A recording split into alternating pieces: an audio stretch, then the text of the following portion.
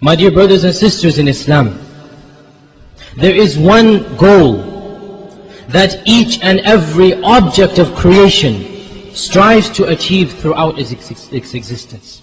Whether that object be animal or man, jinn or ins, male or female, Muslim or kafir, it doesn't matter. It is but one goal. That is the ultimate goal of each and every object of creation. And it is the same goal. And that is the goal of happiness, of tranquility, serenity, peace. This is what each and every object of existence, each and every human being, Muslim or kafir, wishes to achieve.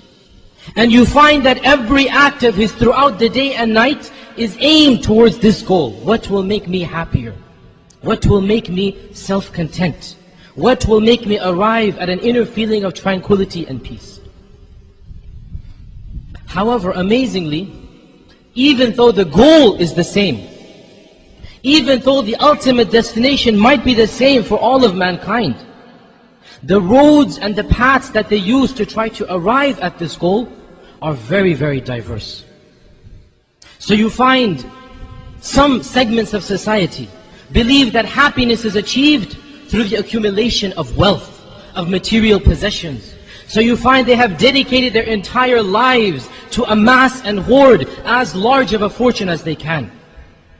They will try to get the best of all jobs, drive the best of all cars, have the largest of houses.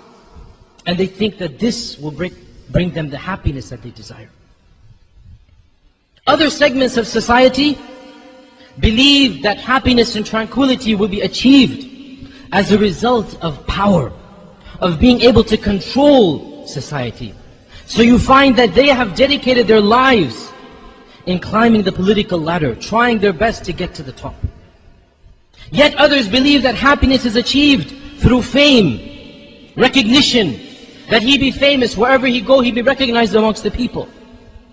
Yet others believe that happiness will be achieved by satisfying one's each and every sensual desires and lusts. So they go after women and wine and drugs and alcohol, and they succumb to each and every temptation that comes to them. And the majority of mankind try to achieve happiness by a combination of these factors. A little bit of this and a little bit of that. Yet, if we were to ask the people who have achieved the heights in these respective fields, the richest, the most powerful, the most fortunate, the most recognized and famous people, if we were to ask those whom the average person of society looks up to as having reached the height of these respective ladders, we ask them, have you finally arrived at this happiness? You have spent 15, 20, 30, 40 years collecting money, becoming powerful, becoming famous. Have you arrived? Do you feel this tranquility that you were seeking for the last few decades? And if they were honest with you, then not one of them could truthfully respond, yes, we have arrived at this destination. Each one will say, no, it is yet to come. I need more money. I need to be more powerful. I need to be more famous. Not yet. But you don't even have to ask them. Statistics speak louder than their words. Do you know that the highest suicide rates in any society are not found amongst the poor, are not found amongst the people who are unknown and not famous? They are always the highest amongst the rich and the elite of society. Divorce rates, the run-ins with the law, drug problems, rehabilitation problems, they are always rampant in the rich and elite of society.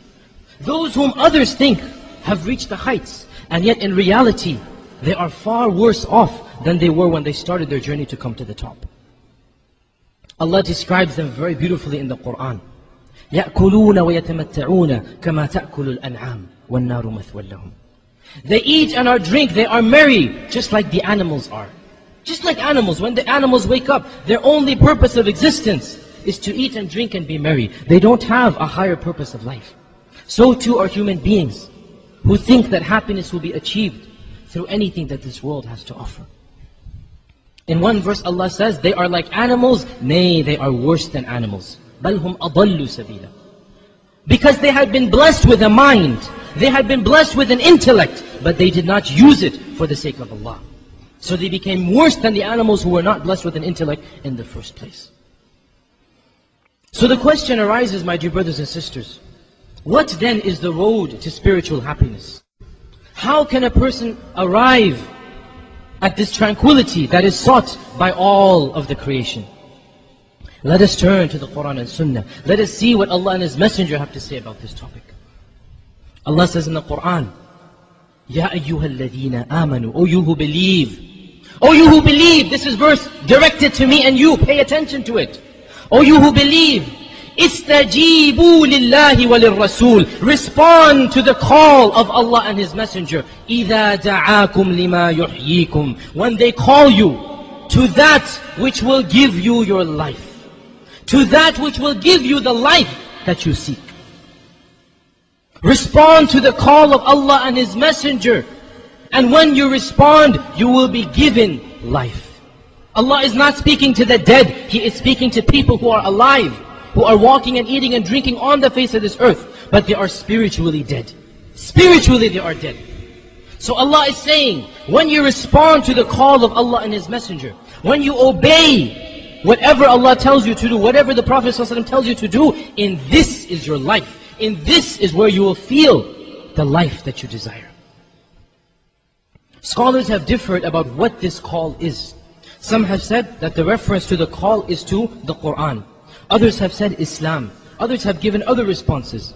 But the fact of the matter is that each and every commandment from Allah and His Messenger is a means of attaining life, is a means of attaining happiness and tranquility for us. Because the verse is general. Whatever Allah commands you to do, whatever the Prophet ﷺ commands you to do, in that will be your life. We can understand from this verse that the person who rejects this call, he is spiritually dead. He is not alive because Allah has not given him his life.